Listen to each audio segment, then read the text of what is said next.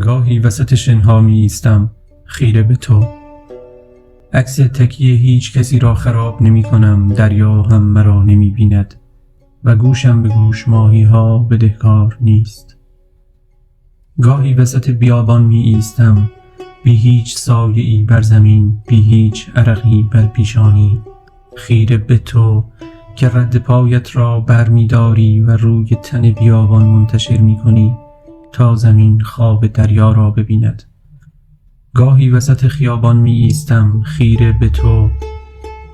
کسی برایم بوق نمی زند، تاکسی های خالی از کنارم می گذرند و هیچ چراغی به خاطرم روشن نمی شود.